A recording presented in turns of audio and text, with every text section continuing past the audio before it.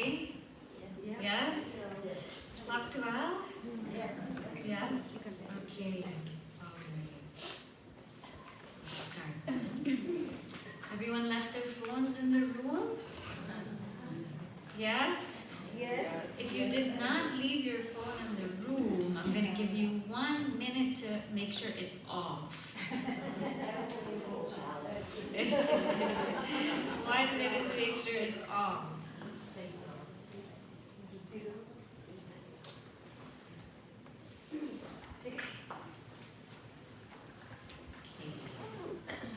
Now, Shubhani, you want to move the chair here?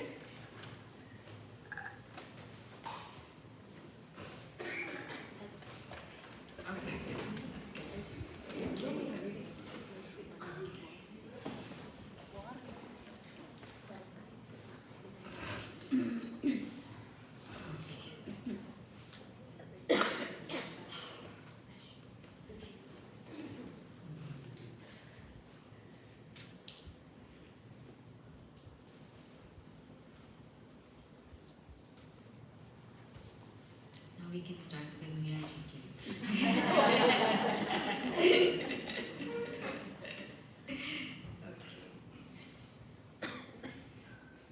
Where did Maya go? What? Okay. She's here. We'll start.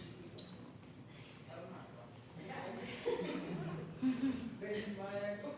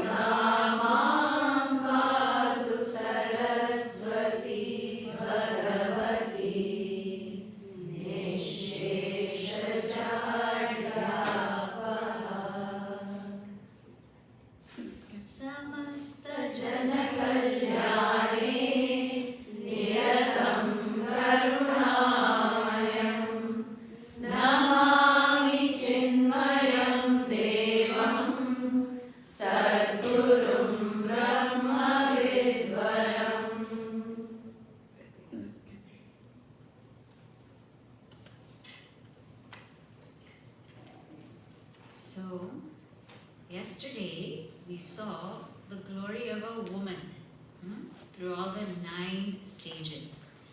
And this is how we celebrate Navaratri actually. So each day is for a different form of Durga Devi. It celebrates the life of a woman. Today we're going to see a little bit about the word seeker, and then if time permits we'll go into the lives of women seekers. So yesterday, very beautifully, Akalkaji said, seeker, these 3 come together. Seeker, right, the sadhaka, and then the sadhya, that which is to be attained, and the sadhana. So a seeker or sadhaka is someone who is seeking something. But the irony is, in Vedanta, we already have it. We already are that. There's a story of a Zen master. And this Zen master, he had a beautiful monastery. Okay? And in that beautiful monastery, people used to come. And one day, one curious gentleman came. And he said, I want a tour of your monastery. I want to see everything in your monastery. So he said, sure. And so there are different buildings. There was a temple, there were the room quarters, library, kitchen, garden. And so he said, okay, tell me all the places and what do you do there? So first he said, this is our lobby. He said, what do you do here? This is where we welcome people. And then he said, what do you do there? The living quarters. So the Zen master said, this is the living quarters. This is where different monks live. What about that building? He pointed to the temple, a beautiful temple. The Zen master just ignored him, pretended that he didn't hear anything, and walked off. And he said, what do you do there? Again, he just walked off. So this man said, he's not talking about the temple, must be some reason. So he said, what do you do there? And he pointed to the kitchen. The Zen master said, this is where we cook our meals and everything. What do you do there? The garden. This is where we garden and grow our plants. What about that? The temple. Again, the Zen master kept quiet. Just ignored him. This man said, what is the Zen master? Maybe I'll ask him 1 or 2 more questions. Maybe he'll answer. Okay, what do you do there? That's a library. That's where we sit and we read. What about there? That's the patio. That's where we sit and we study and we discuss all of the things that we need to talk about. What about that? The Zen master said, I am not taking you to the temple. He said, why? Is it only for monks? He said, the temple is not a place of doing. It's a place of being. We don't do anything there. So I cannot take you there. It's a place of being. So when we say in Vedanta seeking, we have not understood that we are a place of being. And it actually starts from a realm of bondage. What is bondage? Bondage is moving from being to doing to having to attaining. This is bondage. The minute I move from being to doing, I must do this, I must do this, I must have this, I must have all these things in life, I must attain this. Understand that we have walked into samsara. Because we missed the sara. And we need something. So therefore, samsara. We need samsara because we missed out the sara in us. That's when seeking starts. When we move from being to doing, to having, to attaining, to wanting. And then what happens? To suffering. Seeker is born. Now, who is the seeker and what must they engage in to get out of being a seeker and to moving into a saint? Because these women seekers, we know that they have moved from seeker to saint. And that movement actually is not a movement. How Nirmitama said, from gati to sadgati, not walking. It is just turning in, like we saw in Laleshwari's poem yesterday. Turning in. So what must a seeker do to realize that they are actually a saint? The first thing a seeker has to do is engage in these three. What are these three? Seva, sadhana, swadhyaya. This is the core of seeking. The core of seeking is I have to take care of my body, mind, intellect. Body through seva, mind through sadhana, intellect through swadhyaya. How do I take care of my body through seva? I have to make sure that my body is healthy, it's fit, so that the body can fulfill its purpose. And what is its purpose? To serve everyone. But I cannot serve if I'm not fit. So a seeker must take care of their body, must see it as a temple of Bhagwan. So when I eat, am I nourishing my body? Am I exercising? Am I spending time in nature? And am I moving my body in dance, in rhythm, in walking, in hiking?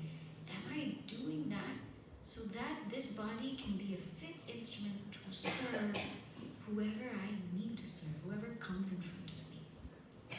So seva starts with keeping a healthy body.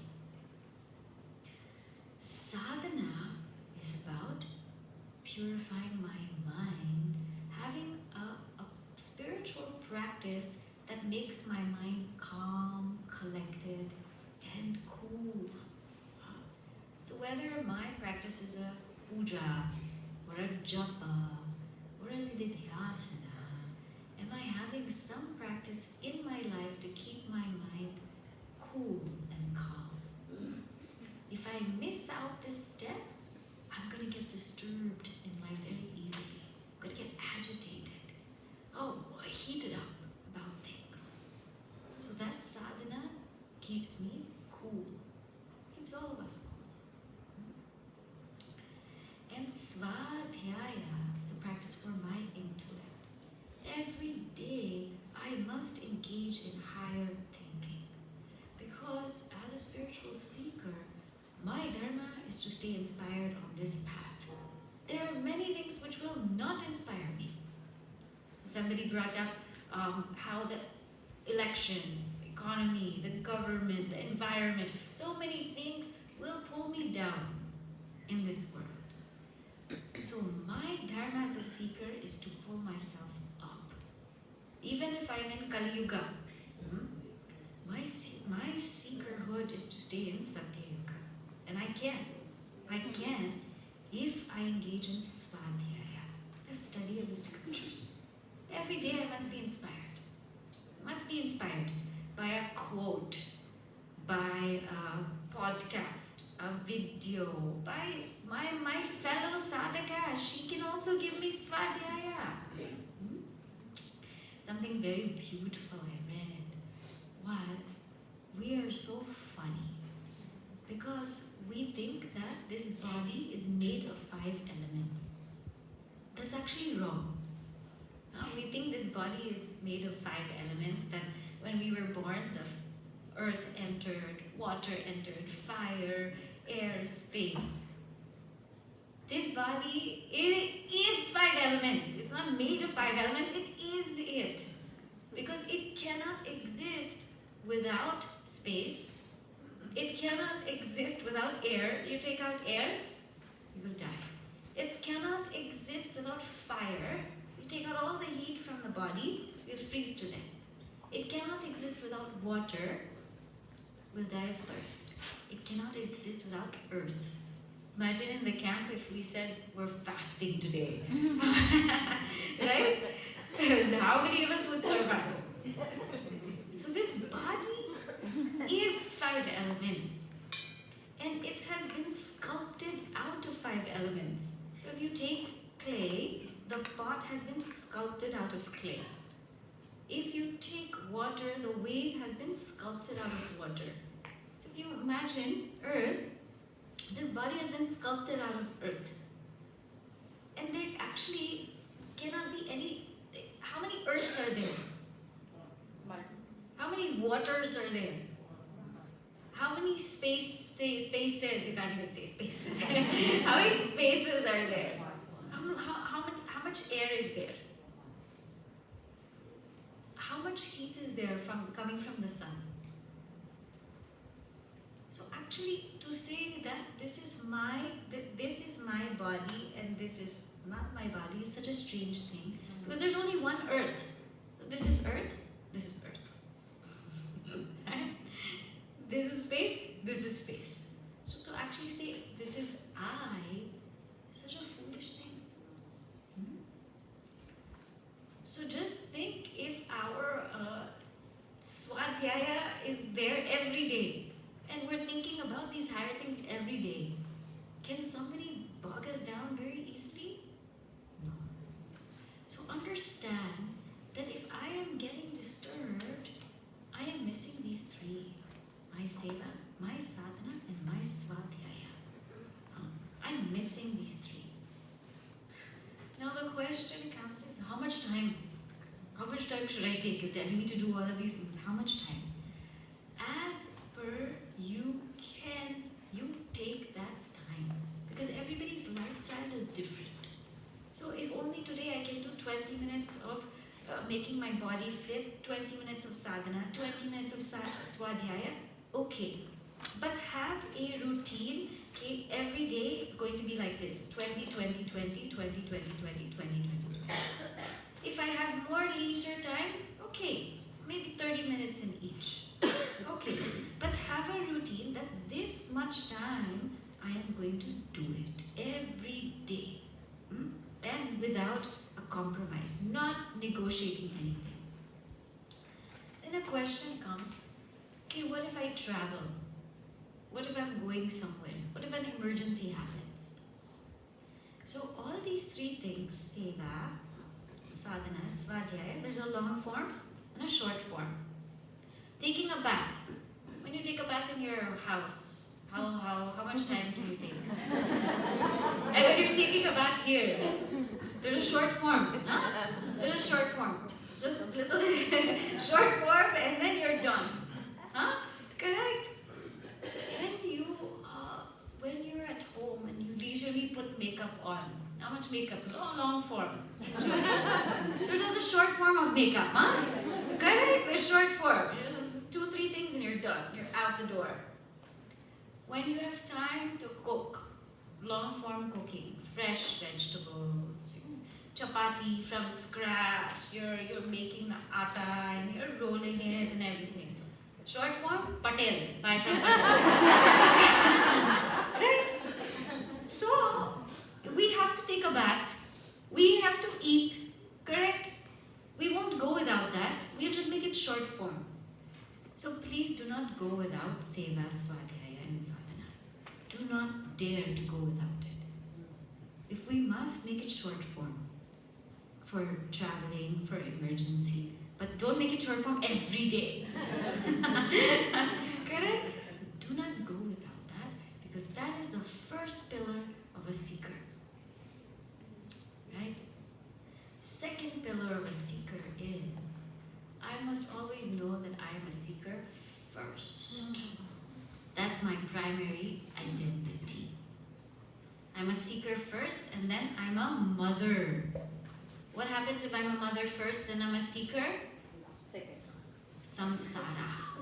Understand that samsara happens when I become a seeker second. If I'm a seeker first, then I'm a mother, I can raise that child so well and yet be completely detached. Understanding that I am doing my best, and whatever happens, it's an offering to Bhagavan. Bhagavan will take care. If I am a mother first, then a seeker, how much will I worry?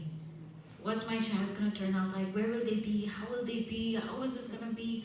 Whole time I'm in worry mode. When I'm a wife first, then seeker, what happens? Problem.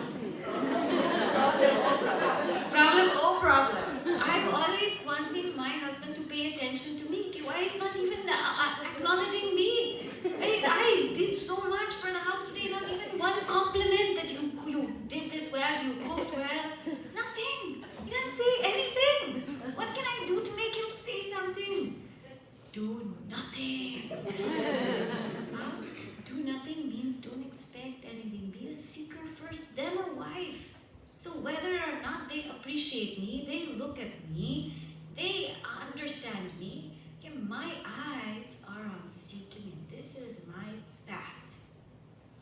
And it does not matter. It does not matter who's looking at me because I'm looking at Bhagavan. So if I'm looking at Bhagavan, who cares that who's looking at me? Who cares that who's complimenting me? I will chant my Sahasranama and worship Devi in 1,000 ways. Now, if I am a daughter second and a seeker first, how beautiful. But if I'm a daughter first, then seeker second, problem. Our parents will get older.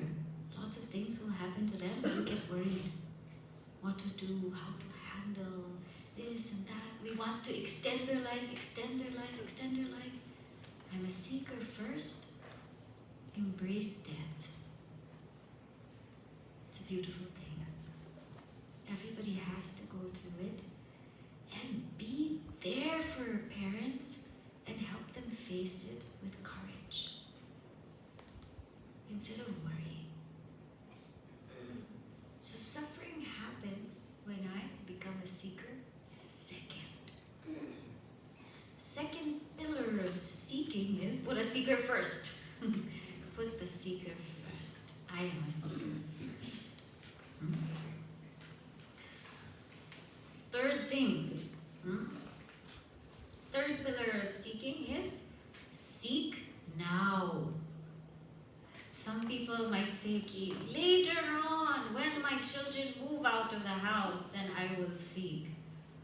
Well, then what's going to happen? We're going to have a very tough time seeking. We must seek in and through our lives. You saw how a woman developed from Shailaputri to Brahmacharini. She's seeking in every single stage of her life. Every single stage she's seeking. Through being a teenager, through the chicks from Bhavihar to chick. Look at Gurudev's program. Gurudev's program means we seek at every stage, as a Bhavihar child, as a Yuva Kendra, as an adult study group, as a Vanaprastha. Every stage we must seek and seek now. Don't delay. We think that at some point in time the duties are going to end. Then I'll sit back and I will seek. I'll tell you a secret. Duty doesn't end. Just learn to enjoy it. It's not going to end. Not going to end. And sometimes we also think that, this life, I don't know, let me just delay and delay and delay and do it later. When you're seeking a piece of chocolate cake, do you delay? No! If you have a craving, I want this chocolate cake, you will go and get that chocolate cake. Correct? If we're seeking to go on a trip with our friends, our families, anybody delays? No, let's book that ticket right now. But to seek moksha, delay. Let's delay. Huh? And if we don't seek in and through our lives, what will we do? We will get involved in all the useless, nonsense, just very mundane things in life if we're not seeking Bhagavan. Sanatana Dharma is blessed because we have bhakti. And when we have bhakti, there's no boredom. You want stories? Read Ramayana. Want to learn about Dharma? Read Mahabharata. You want to chant? Chant stotras. You want to chant more? Chant Sahasranama. You want to do something lively with flowers? Do puja. You want to sit down and just think? Do japa. We have a whole range of bhakti. And in bhakti, there's no boredom. And that's why we didn't have this mental health and mental issues and everything like that, because we have such a beautiful culture. So if we're not seeking the highest, what will we do? We will be sinking. If we're not seeking, we are sinking in samsara. Sink or sink. So if I'm a seeker, this is my pillar. So what's the first pillar? Seva, sadhana, svadhyaya. And this is a non-negotiable. Correct? What's the second pillar? I'm a seeker first. And what's the third pillar? Seek now. Seek now. Right? And we've all studied Bhaja Govindam, I'm sure. So then we know this Angam Galitam Palitam Mundam. Right?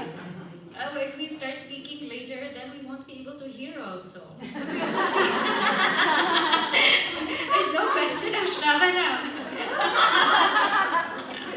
Guruji said once, there were a few older people, and one person said, I need to exercise. And the other person said, what, French fries? I also want French fries. So, better now, let's just do it now. Let's not wait to get to that stage. And when we get older also, we deny that we have these problems. Right? When people grow older, they have hearing problem, but they say, no, what problems do I have? We deny those problems. So let us accept that when we grow older, we will deny that we have these problems. See now. Right? So now, these women who started seeking and they turned into saints, what was so special about them? What was their journey like? So we're going to see the commonalities of the women in this book and how their journey to enlightenment went. The first thing about them is that they are an amalgamation of strengths. And I'll explain this. Yesterday we talked about the glory of women and the strength of women. Now, there are many ways in which women are strong. They are creative. They are giving, forgiving. They are nourishing. They are intuitive. They are sensitive. And they just have this vast field of accommodation. They have it. But men also have their strengths.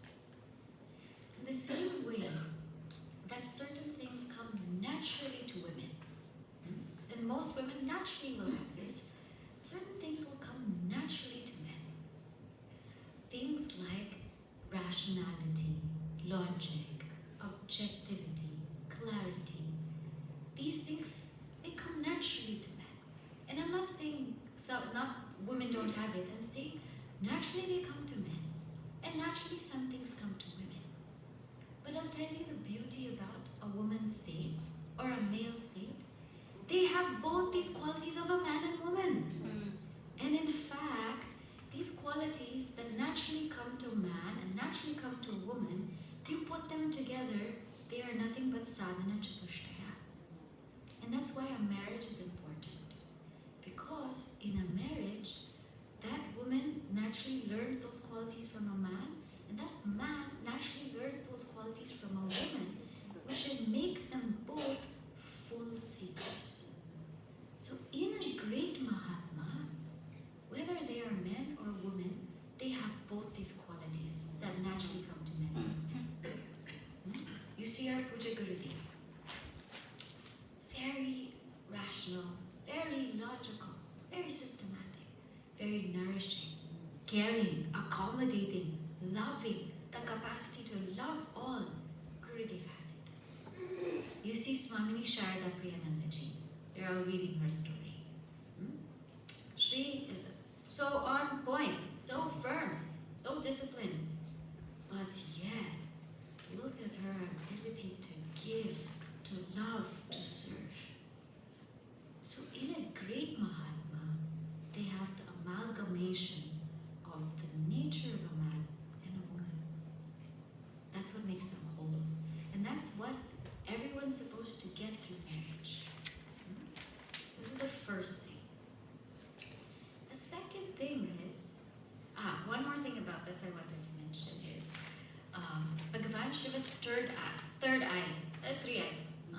is the eye of Sun.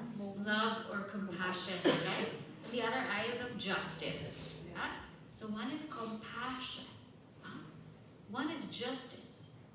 And when both of them awaken, you get wisdom.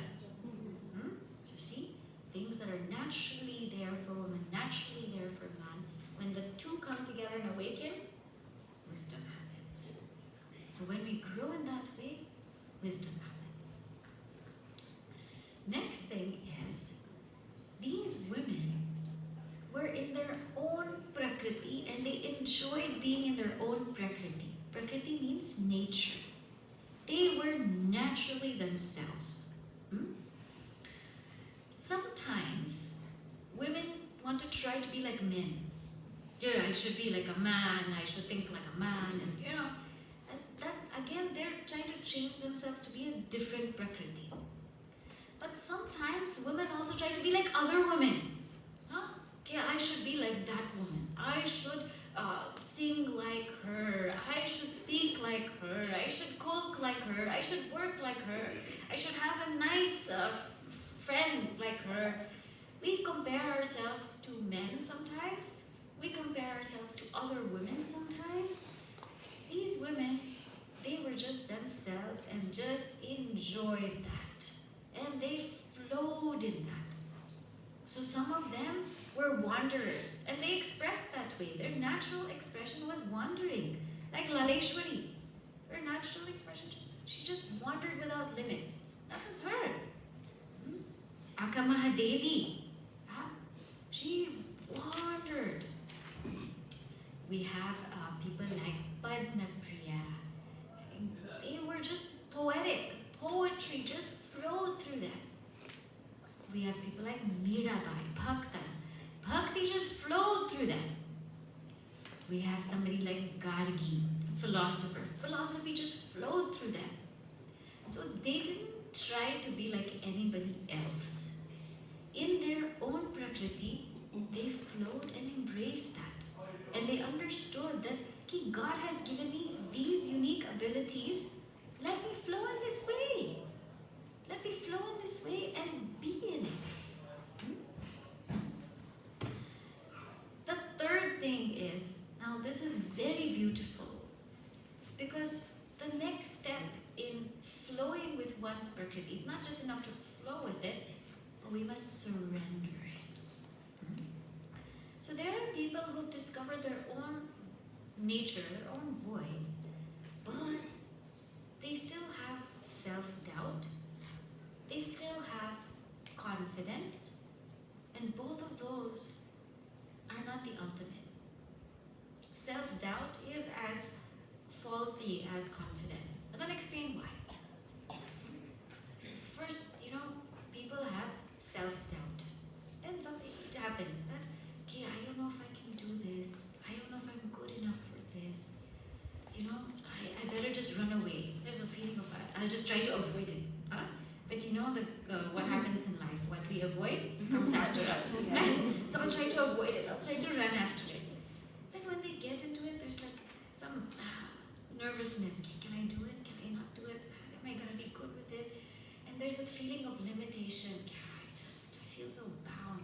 And a feeling of anger also. Why am I like this? What happened to me? So sometimes for seekers, this feeling of self-doubt, feeling low about ourselves. This is a very egoistic thing. Because who are we thinking about? Ourselves. The whole time we're thinking about ourselves.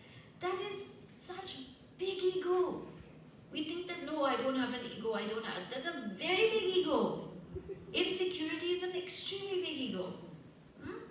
Because the whole time we're thinking about ourselves. Then there are people who are confident. That's also a big ego. Thinking, I can do it, I'm great, I'm awesome, I'm this, I'm that, And with confidence, there's a pressure to perform. Because I did this, now next time I have to do something better. I have to top it off, then I have to top it off. Then there's that stress and strain. I have to perform, I have to do this, I have to do that, I have to be great. What happens if I make a mistake, if I do this, if I do that? are living with pressure, living with fear, living with all of this. Again, in convents, who am I thinking about? The whole time. How will I do? How will I perform? How will I make this happen? It's a very big ego. Big ego. What was the most beautiful thing about these women? They lived in surrender. Why should I take this doing? Let me just surrender everything to Bhagavan and let him move me. So today if he moves me this way, okay. If he moves me that way, okay. I am not the one doing this. I am just, let Bhagavan, let Devi just flow through every thought, every word, every deed, everything. Let her just come out. And today she wants to come out this way, come. Tomorrow she wants to come out that way, come. Just let her come through. Empty ourselves and let her come through. And in this stage of surrender, who are we thinking about? Bhagavan. We're thinking about Bhagavan. We're thinking about Devi. This is where we need to be. We need to be thinking about Devi. Because when we think about her and every single thing about her, she moves us. And then there's no question of self-doubt.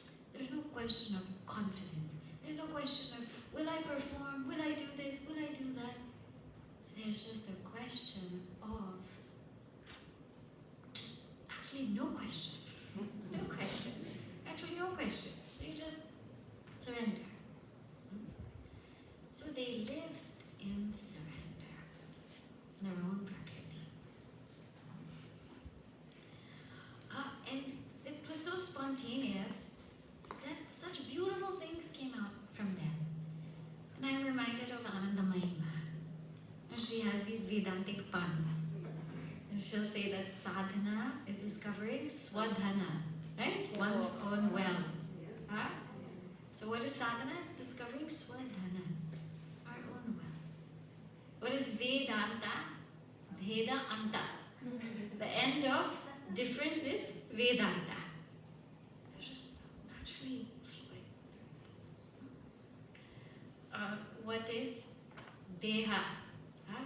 She said Deha is Deo, Deo, Deo. Means give me another life, give me another life. So these enlightened beings, we will see that they were just spontaneous. And something written about Anandamayi is, to every being, she gave the exact right message that they needed at that time. Everyone who came to her, exactly what they needed, she gave. And this is not because she's studying Shastra, or she's not. This was just because she was completely surrendered.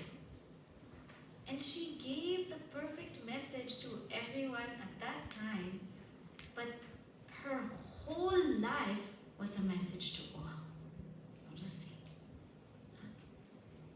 It is said that her wisdom was both timely at that moment and timeless. And in the Woman Seeker book, at the end, the contemplation question for Anandamayi is, have we ever emptied ourselves so much that we became full? So have we ever emptied ourselves so much of everything, of our ego, that we became so full with Devi? That's how she lived. So you will find just beauty and grace in everything she did. So it's not enough to just flow with our prakriti, but we have to even surrender that prakriti and let Devi, let Bhagavan play through that. The next thing about these great women is they always took people beyond them. Beyond them. You know, nowadays we're in the environment of subscribe to me, like me, follow me. Hare Rama. Everyone wants to bring people to me.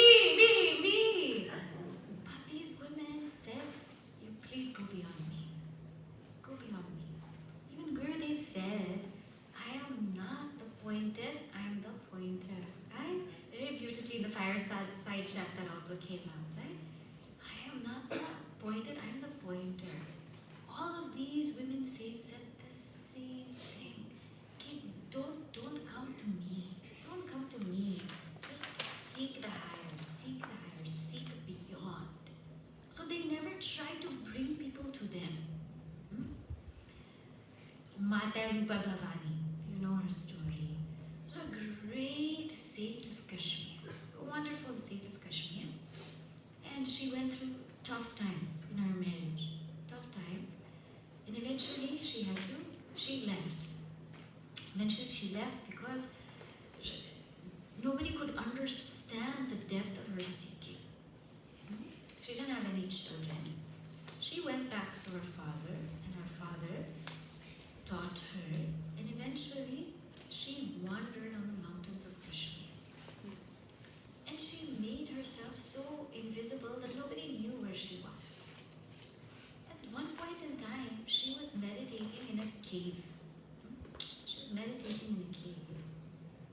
And every day, one cow used to come and pour milk for her and go down the mountain. Come up the mountain, go down the mountain. Nobody knew that she was in this cave in the mountain. But one young boy saw that the cow kept going there every day. Why is that cow going? And the cow went. The boy went and followed the cow, and he found Mata Rupa Bhavani. For years she was sitting there in tapasya. She never said, come to me, I'm doing tapasya, like me, subscribe to me. She never did that. Silently she did her tapasya. And that cow came of its own accord. Why? Because yoga kshemam vamya. Bhagwan will take care. And because that boy found Mata Rupa Bhavani, then everybody flocked to her. When everybody flocked to her, then she gave Upadesha. She wasn't everybody. She did her own thing. But after that, she again secretly went off. You will find this with all of our great Mahatmas. They don't expose themselves. They become discovered. They secretly do their own tapasya. They secretly do their own thing. And then people just come to them. Then when people come, then the whole thing forms. People came to Gurudev. They said, oh, we want some books, we want study group, we want audio, we want this. So he said, you go and do it. You go and do it. But I'm going to do my thing. So all great Mahatmas, they don't expose themselves. In fact, they like to hide themselves also. But people discover them. To said with Swami Tapovan, Swami Tapovan Maharaj, he didn't like anybody coming to him. He also liked to wander in the Himalayas. But you see how Bhagwan takes care. One day he was sitting in one of the caves, he's meditating. He was just sitting. And one deer came to him. I think it was a deer. Came just nudging him. And he was meditating. The deer wouldn't leave. Kept nudging him. Finally he said, maybe something is required. Maybe I'll go and take care of the deer. He followed that deer. The minute he stepped out of that cave, it crushed. It fell down. Oh, this is yoga kshemam vamya. Wherever you are, Bhagavan will come to you. Just where was Swami Tapovan Maharaj? In a cave. There was no human in that cave. There was no human in that area. But his life had to be saved. Bhagavan will send someone. So these Mahatmas lived with such great surrender that they didn't matter. Akka Mahadevi. Oh my God, if you read about her. Oh, our Shashiji, Shashiji worked with us with that story of Akka Mahadevi. She left her home without anything. Nothing. You think only men wandered like that? You read Akka Mahadevi. She wandered. She didn't know where she's getting food from, where she's going to sleep, where she's going to stay. She walked all the way on her own. Why? yogakshemam vahamyaham. Absolute surrender. Bhagavan says that I will carry your yoga, whatever you need, and your kshema, whatever needs to be secured, I will secure it. I will bring it to you if you have surrendered to me. So these great women never brought people to them, brought people above them, and they lived in surrender. Absolute surrender. Next thing about these women is they had great resilience. They faced so many challenges that we could not even imagine. You think you and I have it hard? Oh, you must read the life of Devi Ahilyabai. You must read her life. I know Sanjana ji is doing workshops. This is a woman that must have faced, this is what we have heard and read, about 27 plus deaths throughout her life, including her husband, her father-in-law, her son, her daughter. Including this, she faced all of these deaths and more. And yet, she stood up, she ruled her kingdom, she was the queen. And at 67 years old, people are challenging her kingdom. What did she do? She went out and fought. Don't think she sat there. She went out and fought. And she won. So the challenges that she went through, I'm sure none of us would have gone through that. So many deaths, so many people threatening your kingdom, coming to want to steal from you. And then you have to rebuild your whole empire. And not only that, she went even beyond the Maratha empire. She went beyond that. She went through the whole of Bharat, north, south, west, east. She rebuilt Bharat. Now, how much resilience is there? And she kept going. We saw Mirabai. Huh? Mira, how much she went through. And she kept going. So these women, they did not give up. And their lives were not easy. Sri Ramakrishna Paramahamsa Ji. His wife is Sharada Devi. Now imagine she's very excited. She's getting married now. And she marries her husband. What a surprise. Every night he's going to Samadhi. She's thinking, is he dying? What's happening? I don't know what's going on. Every night my husband's going to Samadhi. What do I do? That's also not easy, please. That's also not easy. Huh? And she sits there and he teaches her, but he also worships her. Huh? And with all the disciples coming to him, she takes care of them with such great resilience. No matter how simple things are, whatever it is, she takes care of them.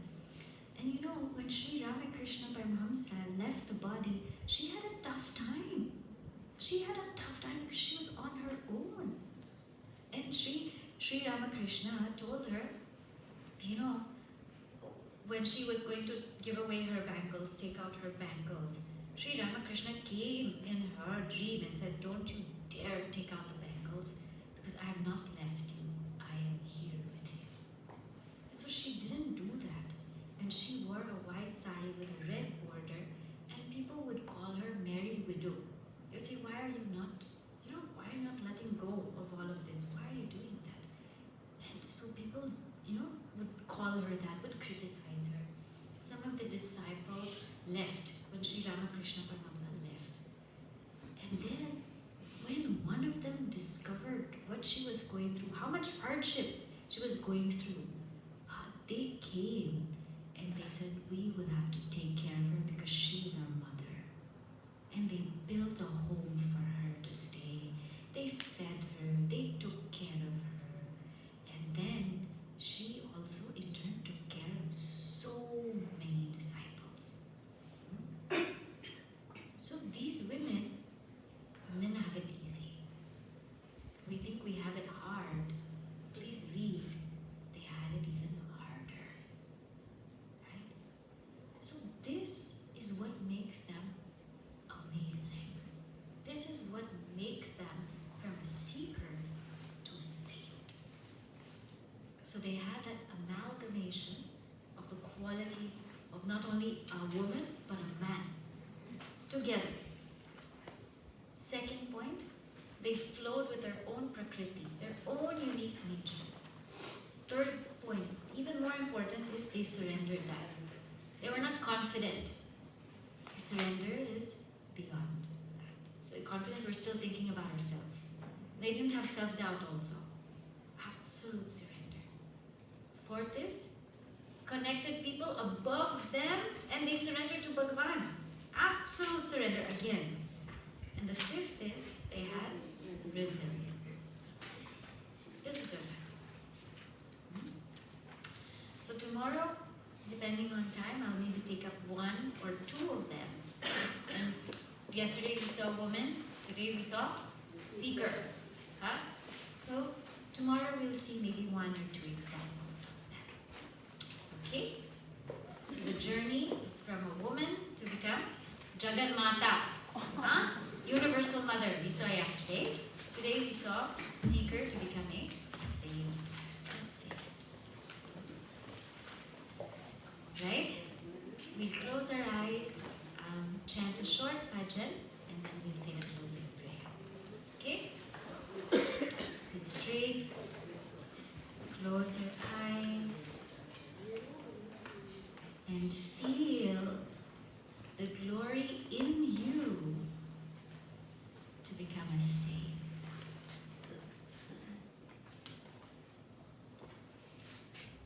Jai Ambe Jagadambe Mata Bhavani Jai Ambe Jai Ambe Jagadambe Mata Bhavani Jai Ambe Jai Ambe Jagadambe Mata Bhavani Jai Ambe Jai Ambe